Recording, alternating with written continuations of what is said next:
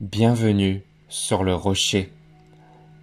Quand on parle de toxicité, on pense immédiatement aux relations difficiles, un collègue manipulateur, un ami qui critique toujours, un entourage qui nous tire vers le bas.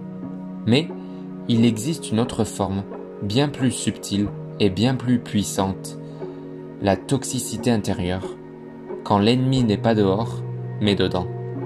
Quand tes propres pensées, tes paroles et tes croyances deviennent ton pire ennemi.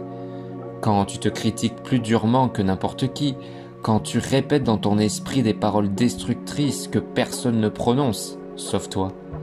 Et la bonne nouvelle, c'est que Dieu ne nous laisse pas prisonniers de cette spirale. Il est un Dieu de restauration, même face à nous-mêmes. La toxicité intérieure, c'est cette voix qui sabote tout ce que tu entreprends. Elle se manifeste de plusieurs manières. À travers l'autocritique permanente, jamais satisfait, toujours à trouver une erreur, un défaut, une insuffisance.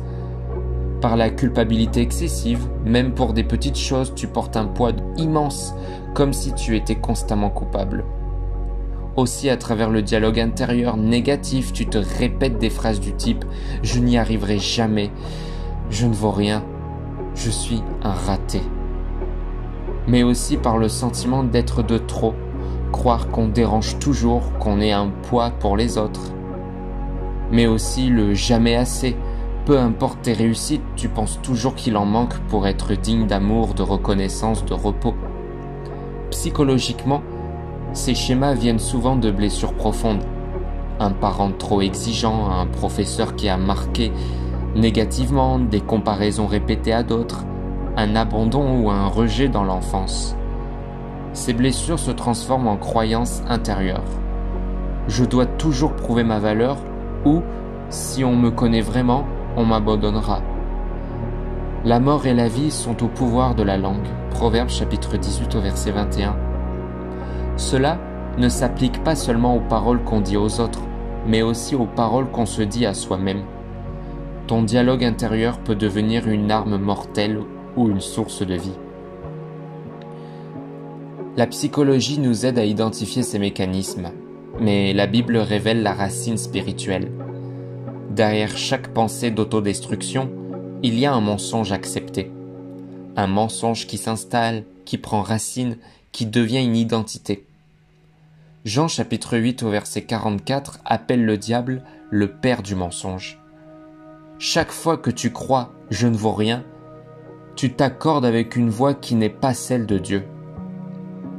Apocalypse chapitre 12 au verset 10 parle de l'ennemi comme de l'accusateur des frères. Il accuse jour et nuit, mais attention, il n'accuse pas seulement devant Dieu, il accuse aussi dans ton esprit. Voilà la différence entre la voix de Dieu et celle de l'ennemi. Dieu corrige, mais pour relever.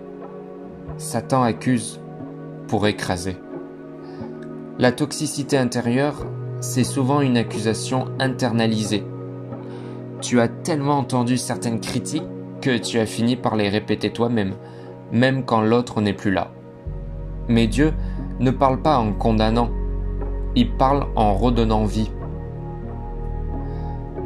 La restauration de Dieu se fait en profondeur, pas seulement à la surface. Par sa parole, la Bible n'est pas seulement un livre, elle est vivante. Elle a le pouvoir de remplacer les mensonges par la vérité. Je t'ai aimé d'un amour éternel.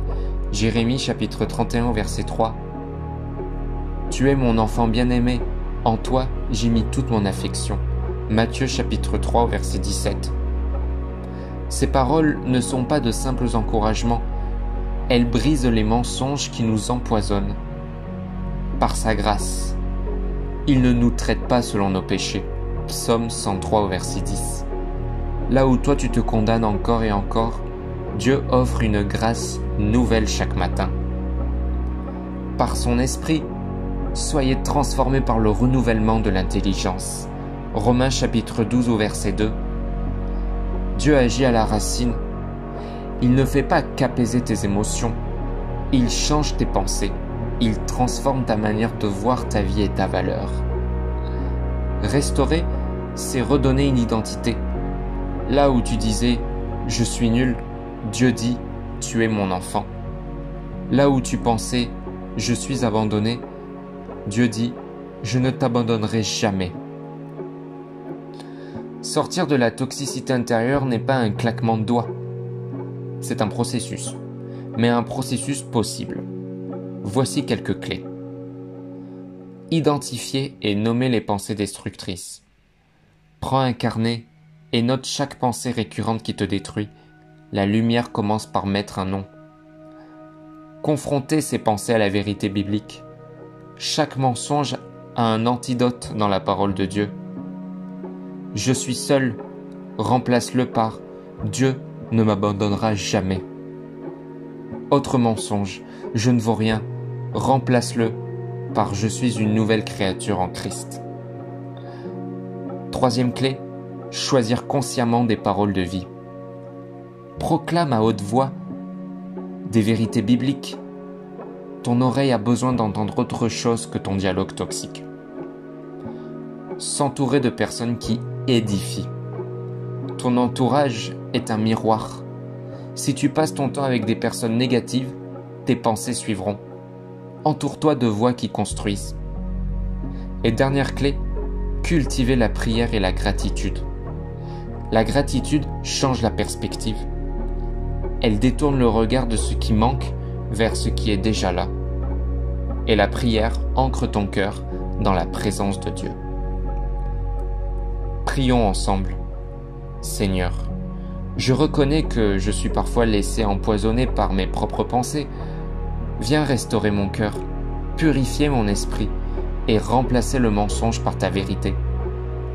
Fais-moi marcher non dans la condamnation, mais dans la liberté de ton amour. Au nom de Jésus, Amen. La toxicité intérieure est bel et bien réelle. Elle peut faire de toi ton propre ennemi.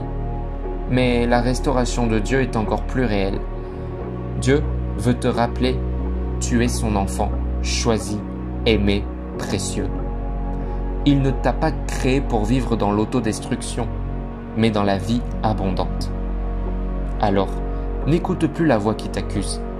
Écoute la voix qui t'appelle par ton nom. Si tu retiens une chose de ce message, retiens ceci. Tu n'es pas condamné à rester ton propre ennemi. En toi, Dieu peut déraciner la toxicité et planter une identité nouvelle. En lui, tes paroles intérieures peuvent devenir source de vie et non de mort. Et le jour où tu cesseras de croire aux mensonges et que tu choisiras la vérité de Dieu, ce jour-là, tu commenceras à marcher dans une vraie liberté. N'hésite pas à t'abonner et on se retrouve dès demain pour une nouvelle méditation biblique.